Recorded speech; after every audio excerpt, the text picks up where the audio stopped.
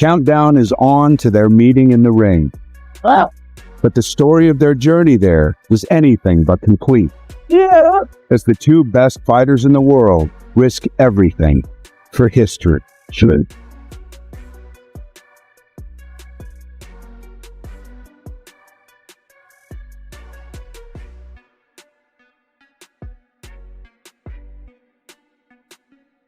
Is there a fighter in the world that can beat Bud Crawford? I ain't came across him yet. Everything happened for a reason, and I truly and firmly believe the reason for me to be in this situation right now is to become 3-time undisputed champion of the world. I'm here in boxing to make history, and winning for me means a lot in this fight because he's one of the best in the last 15 years. He accomplished a lot, and I accomplished a lot, and I think it's a perfect match. I was excited, but I wasn't like, oh, I beat Spence, or I did it. It was something that I already knew was going to happen. I just needed the opportunity to show everyone. He is willing to take a risk. This is literally uncharted territories for Terence Crawford. I don't care. He can weigh 200. That's going to be bad on him. Don't let anyone tell you that the weight doesn't matter. It makes this a monumental accomplishment for Crawford. Putting on muscle don't actually mean that you're going to be slower, but you punch a little harder. Yeah. Now I feel it. It's different. When we spar, it's a whole different. But now he got the power. He's always had power, but now it's a different power, man. And he still got the speed and the movement and agility is crazy, man. So his movement ain't nothing changed, man. They gonna see. They gonna see, man. I wish it was September 12th right now. It'll be tomorrow. But we got 2 weeks. We got 2 weeks from tomorrow. Everybody gonna see. It's gonna be groundbreaking. It's gonna be something like spaceship landed on Earth. Tell me. Crawford's sparring partner revealed that something feels completely different this time. Power, speed, and movement on another level. And now Canelo is walking straight into that storm, stepping toward a fight that could shake the sport like never before. Meanwhile, Crawford's coach, Spike, offered his own bold reassurance. Everything is going to work. Everything is going to be perfect. His weight is good. His legs are fine. His mind is sharp. We've done our homework. Everything's going to be fine. It was more than confidence. It sounded like certainty. Every detail, from weight to mindset, had been sharpened with precision. The way Spike delivered it, you could feel the calm before the storm, as if nothing had been left to chance. Canelo isn't just facing Crawford. He's walking into a camp that believes destiny is already set. And when that bell rings, the world could witness a night that redefines what's possible in the ring. Then came a reality check from Spike, reminding everyone that this fight isn't just about size. First and foremost, Canelo is a smart fighter. Like, people are more concerned looking at the size, but Canelo is an intelligent boxer. There's always a method to what he's doing. So let me just make that clear. We're not going in there just looking at size. Canelo is smart. Canelo set traps. He has good timing, solid defense. You know what I mean? And, you know, it's respect given to Canelo and everything that he's accomplished. He's seen every style. He's overcome a lot of obstacles that he's been faced with. So I don't want the narrative, you know, I see that the narrative is size, but Canelo is a smart fighter in his own right. However, like I told you before, our IQ, our toolbox, same situation I told you last time. Picking the right tool at the right time is going to beat this guy. We're prepared for every situation possible, whether it's on the ropes, center of the ring, wherever you want to put it. We're prepared for any and every scenario come fight night. He knew Canelo's strength wasn't just physical. It was in his mind, his traps, timing, and defense, elements that wear fighters down long before a knockout arrives. But Spike made it clear that they've honed Crawford's mind to match and even outthink that challenge. This fight isn't just muscle against muscle. It's a battle of strategies, IQ versus IQ. And when two masterminds collide, a single mistake can change everything. That's where the real danger lies. That's why Fight Night could flip the script in ways no one expects. He also acknowledged Canelo's training partners, but Spike brushed it aside confidently, showing total faith in Crawford's preparation. I mean, we can't be worried about what he's doing. He's doing the right thing to get the best guys to try to get him prepared. I mean, he should be taking Bud serious. I hope he's not taking Bud lightly. So, I mean, obviously he's taking his camp serious and getting good guys in there to push him. I mean, we got good guys in us to push us. We're crossing our T's and dotting our I's. It doesn't matter what he does over there. And at the same time, a lot is made due about sparring and just overall, like 16 ounces in headgears is different than 10 ounces and under the lights. So with that being said, I'm not concerned about, and our team, we're not concerned about who we sparring with, this, that, and the other. That's why I made the joke on Twitter. Well, I hope the odds swing in his favor since he's working with Boots and everybody think that that's such a huge advantage for him. Okay, so I was just making a little joke about it, like, and I'm serious at the same time. So for Spike, it wasn't about who was in the opposite camp. It was about who was standing in their own gym. They believe Crawford's preparation already covers every possibility. No headgear, no excuses, just the raw truth under the lights. Sparring might give some an edge, but it can't predict the chaos of the ring. Spike spoke like a man with complete confidence in his system, leaving the impression that Crawford is already 2 steps ahead. The conversation then turned to history and the reality that skill can often overcome size. You know what, these type of fights is usually people look at it as like the smaller fighter usually has to box and move. A lot of people are drawing comparisons to like Leonard and Hagler or any type of other fighter moving up. And the big key of it is speed. Is there truth behind all that? I know that speed's always a component of all of it, but more than normal because of the fact that... I'm going to say styles make fights. Styles make fights. Littler guys with more skill have beaten bigger guys over the years. Like, it's happened. Like you said, Sugar Ray Leonard and Marvin Hagler. You could say when Michael Spinks moved to heavyweight, he was a light heavyweight champion. Evander Holyfield was a light heavyweight cruiserweight champion. Usyk is a smaller guy.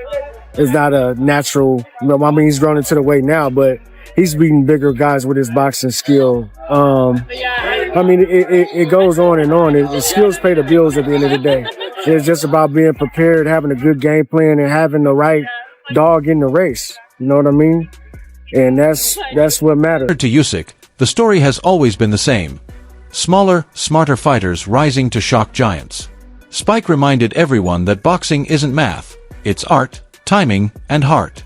Canelo may be the bigger man, but skill bends the rules of weight and reach. Crawford isn't just showing up to fight. He's showing up to rewrite the script. History proves that underdogs with the right tools can topple legends, and that shadow now hangs over Canelo. Spike then revealed a glimpse behind the scenes of sparring, admitting it hasn't always been easy. Madrimov was a tricky style. He did a lot of feints. He wasn't committing. He was very patient. You know, this is a completely different style from what Canelo's going to bring. So, you know, Madrimov gave us a little bit of difficulty. He came to win. He came prepared. But we overcame the obstacle, you know, and that's just that. That's in the past, and, you know, we're looking towards Canelo. Madrimov's tricky style forced them to dig deeper, adapt, and sharpen every detail. It was a test, a reminder that victory comes through overcoming obstacles. But that challenge only strengthened Crawford for what lies ahead. Canelo won't bring hesitation or feints. He'll bring fire. And it's in that fire that Crawford's true preparation will be tested. Spike spoke as if the storm they faced in training was only a preview of the war to come. The conversation then turned to Canelo's past losses, and Spike didn't hold back on the truth. The Canelo you guys will be facing? I can't say. Okay. I can't get into that. But I'm going to say that I love Bivol. I love Dimitri Bivol. He's one of my favorite fighters. He lost to a hell of a fighter. He lost to a future Hall of Famer. And you know, that's just that. There's nothing I can really say about that. He didn't lose to a regular guy. He lost to a pound for pound elite fighter and a bigger guy at that. So, I mean, that's not much that I can really say about that. But as far as his improvements, he's shown some things, but you know, you'll see us exploit him on Fight Night. Emphasized that yes, Canelo has suffered losses, but Spike framed them as defeats to greatness, not signs of weakness. Respect was acknowledged, but respect doesn't mean fear. They've studied Canelo's improvements and dissected every adjustment he's made since. Behind Spike's words was the promise that those very improvements will be turned into openings. On Fight Night, it won't be about the past. It will be about who bends the present to their will. And Spike hinted that man will be Crawford. He then addressed one of the biggest myths surrounding the fight: size. One of the bigger guys since he was 14, 15 years old. So size doesn't matter. You know what I mean? It's a skill. It's what you got up here and it's what you got here. Everything else will fall into place. To Spike, size is just an illusion. One Crawford has been shattering since his teenage days, facing bigger, stronger opponents without ever flinching. What truly matters is what's in the mind and heart, because that's where fights are won, not on the scales. Spike delivered it like a warning to Canelo. His weight won't protect him when skill takes over. In that ring, the smaller man might land the bigger punch. Spike left the room with one chilling promise for Canelo. One thing for sure is Canelo is going to feel his power. Canelo is going to respect Bud Crawford. He's not going to be able to just walk through him and whatever he thinks. You know what I mean? Bud is a very strong fighter. He's a very good puncher. And like I said before, this is going to be the key in this. Punching power, speed, timing, all that's good. But it's a mental game. This is what's going to carry us through that night. The moment they trade leather, Canelo will see that Crawford isn't a fighter who can be simply walked down. Power, timing, and speed, all honed to pierce even the toughest guard. But beyond the fists, it's the mental edge Spike trusts that makes the difference. Then Nelson shifted focus, explaining why this fight with Canelo is unlike anything fans have seen before. He spoke with a level of certainty that demands attention. People gotta understand, man, like every fight is different. There's so many perspectives and so many things that go on. And not to reveal everything, but that fight was that fight.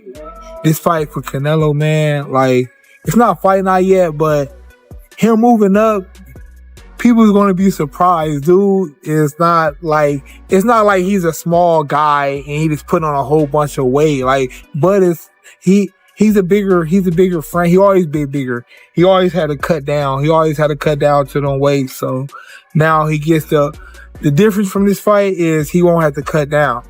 He just go in the ring. You look at all this weights for all the other fights. It's 168, 170. So when he fought 154, he was like 170, 172 going in the ring. So he gonna go in there the same way this fight. But he's strong, man. He's strong. Crawford isn't stepping in as an undersized underdog. This is a version of Bud who won't be drained or held back, a fighter entering the ring at full strength.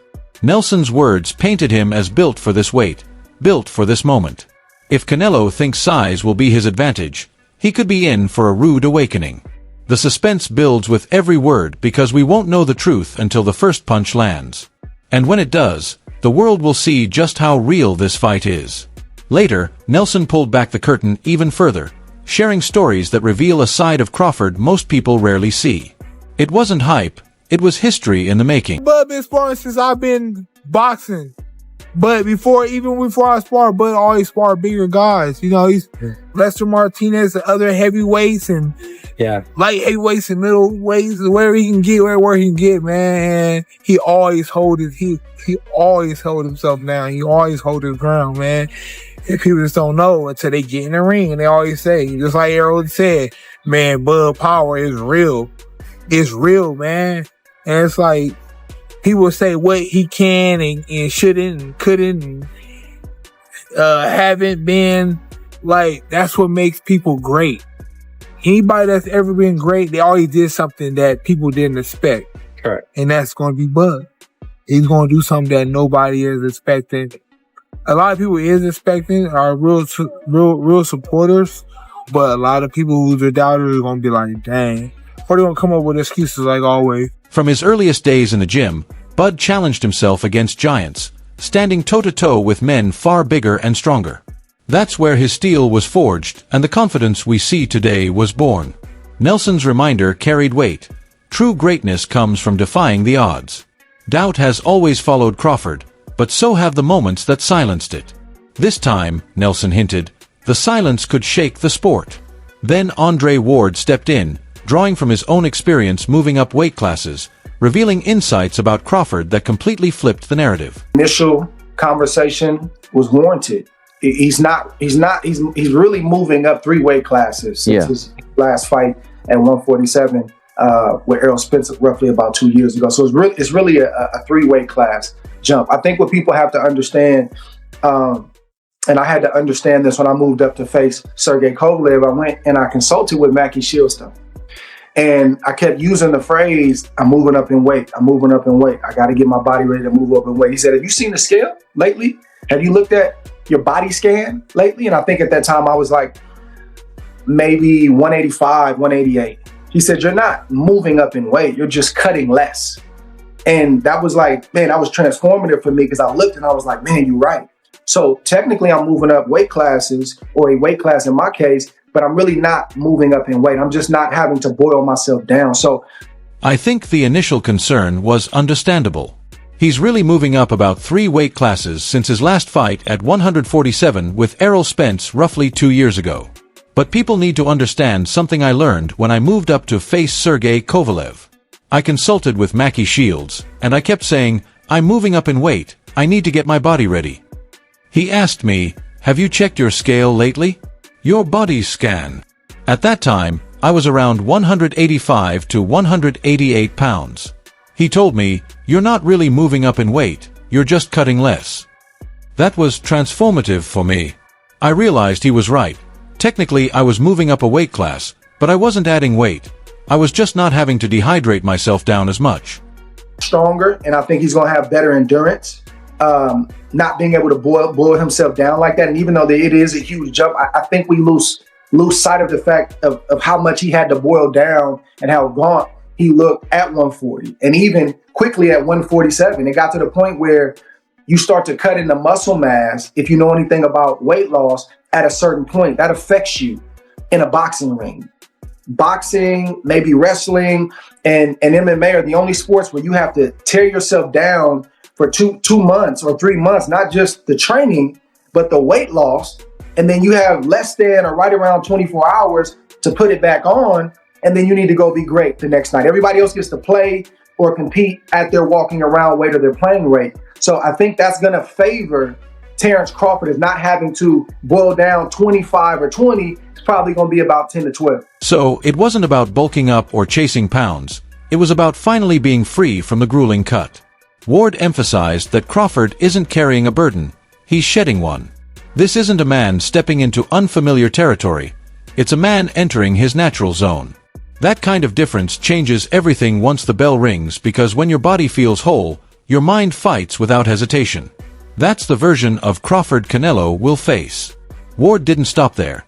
He explained why Crawford might show up stronger, sharper, and more prepared than ever before. A couple of things are true. I think, number one, I think Father Time is catching up to Canelo. But it's subtle. A little less punch output than normal. Maybe the reflexes have weaned just a little bit, but he's still better than most fighters in the world today. I don't think the skull fight was a matter of age. I think Canelo Alvarez is extremely crafty, not just in the ring, but up here. And it's similar to a football team scrimmaging early in preseason. I'm not pulling out the playbook. I'm going to give you some mundane vanilla plays. We'll run some power left or some power right. We'll do a couple of slants. We'll show a little bit. But when we play you in the season, it's not going to be the same guy that you saw. So if people think that they're getting the Canelo Alvarez that fought Scruggs, they're sadly mistaken. I think Canelo did just what he had to do.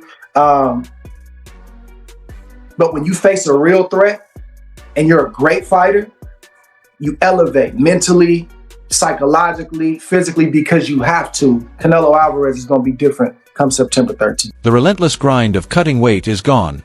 No more stripping muscle, no more stepping into the ring drained. Ward pointed out that while most athletes compete at their natural weight, fighters are often pushed to the brink by extreme cuts. Crawford has lived that life, and now he's stepping away from it. With more energy, more strength, and the ability to focus purely on fighting, he becomes a different animal. Mix that skill with fresh endurance, and you have a dangerous combination. That's the man Ward sees waiting for Canelo. Then Ward turned his attention directly to Canelo, delivering words that carried the weight of a warning. Canelo is known. I think Canelo, obviously the Mexican machismo that holds all the super middleweight titles, nearly 70-odd fights. He's been phenomenal. I think he's 35 now. But for Terence Crawford, he has definitely gone under the radar. 4-weight world champion, 41-0, 31 knockouts. A southpaw who's got IQ and speed and craft. I think it's a fabulously interesting matchup, the two of them, because you've got the big guy, the strong super middleweight, really, really cultured, wonderful fighter in Canelo, but is he just slightly, ever so slightly, fine margins past his peak? And you've got Crawford, who needs this fight as his coming out. Ward hinted at something subtle. Time may be catching up, but greatness always has another gear. Canelo may appear slower in some fights, but Ward made it clear that champions never show their full hand until it matters most. Against a threat like Crawford, Canelo will sharpen, rise, and come alive. That's where the danger lies, not in what we've already seen, but in what remains hidden. Ward's words suggested that September won't reveal the old Canelo or a fading Canelo. It will reveal a version we've never seen before, one Crawford must be ready to face. After unpacking the fine line between greatness and decline, the conversation shifted to another respected voice in boxing. Adam Smith shared his perspective, carrying the weight of experience. It's a huge step again in weights, but I think he's got the speed, I think he's got the know-how, I'm sure we'll talk about it more next week, to cause problems for Canelo, and I think that he could win it on points. Words felt like a warning wrapped in analysis, highlighting a fight teetering on a razor's edge. He didn't downplay Canelo's power or legacy, but he suggested Crawford's timing could be flawless. It painted a picture of a showdown where skill and intelligence might outshine sheer force. Every point he raised added tension to the story of September 13th. By the end, it was clear this wasn't just another fight. It was destiny clashing with resistance.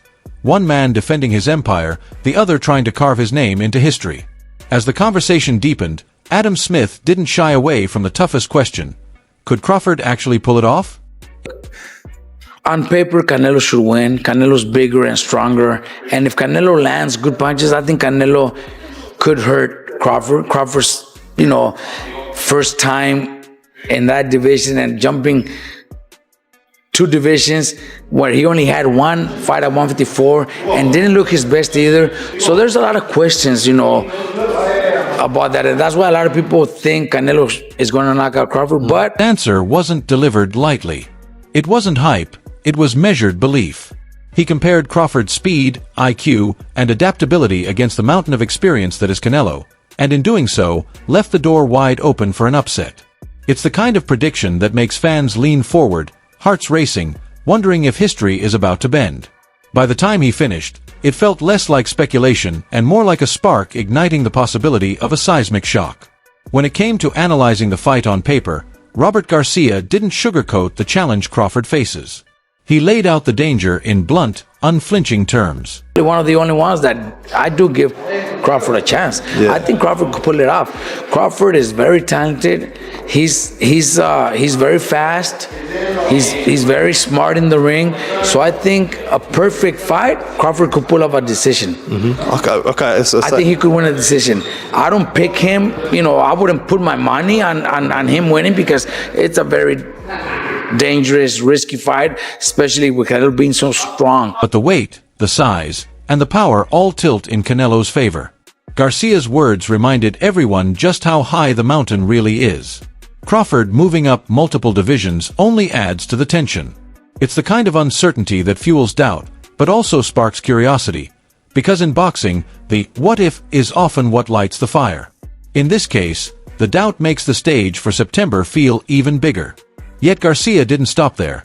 He also gave Crawford his due, showing why this fight can't be dismissed so easily. But Canelo's last few performances, he's looked slow, flat-footed, looking for one punch at a time.